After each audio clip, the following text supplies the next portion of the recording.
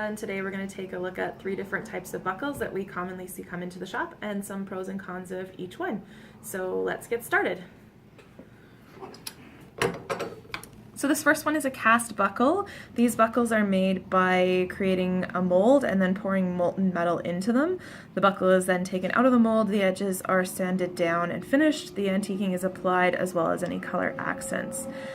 Some pros of this buckle, I'm not sure if you can see it very well, but if I turn it here, you can see there's quite a bit of relief and 3D sculpting happening here in the logo as well as some of the lettering.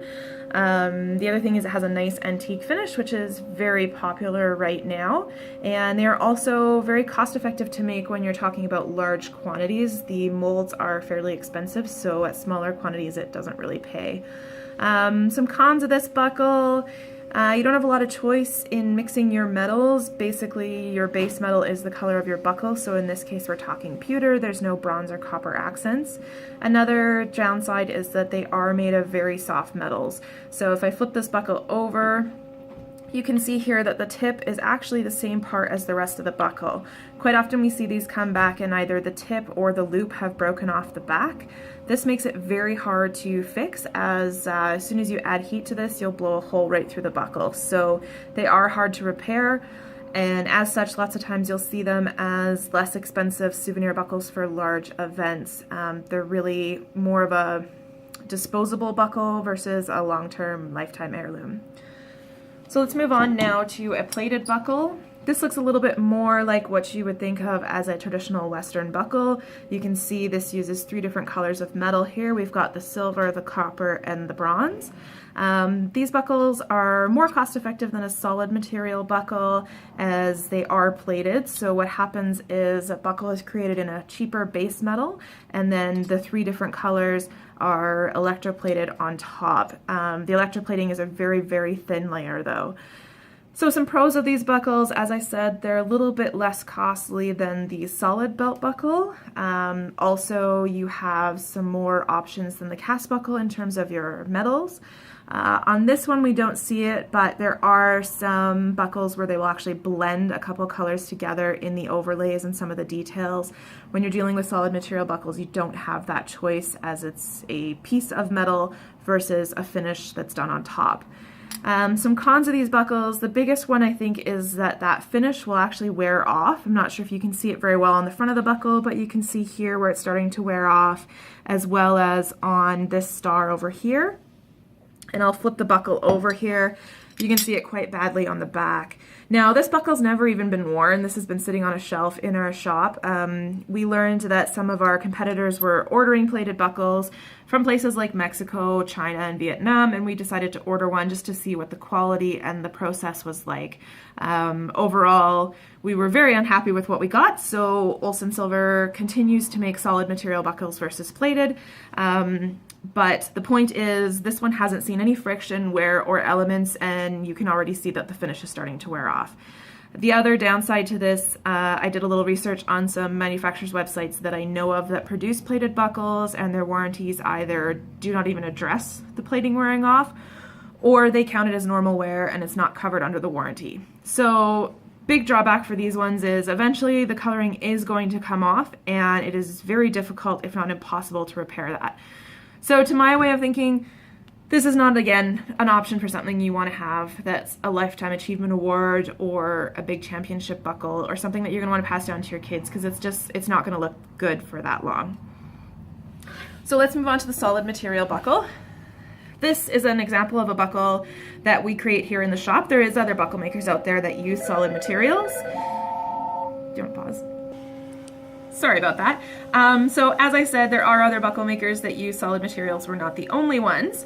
Some pros of this buckle. So because the bronze and the nickel and the copper, gold, silver of our buckles is solid, the finish is never going to wear off. So we've had buckles that come back 30, 40 years old. They need a little polishing up, a little refurbishing, but overall they look the same as the day they left the shop.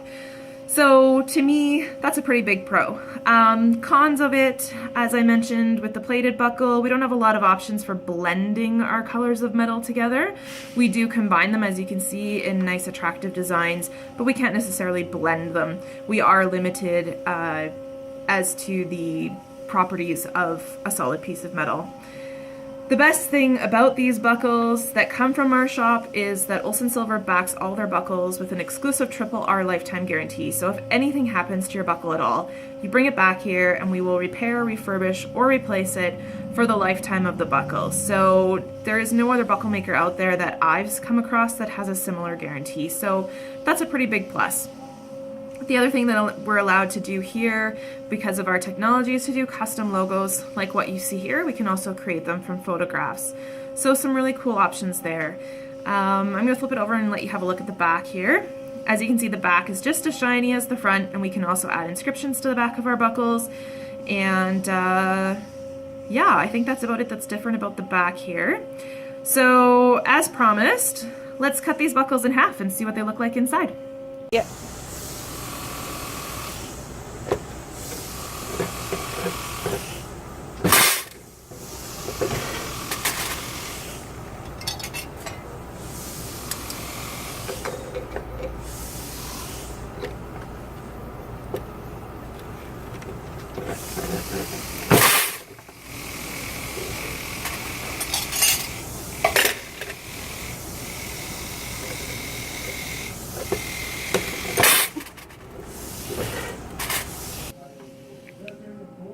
Okay, and so we're back after chopping the buckles here.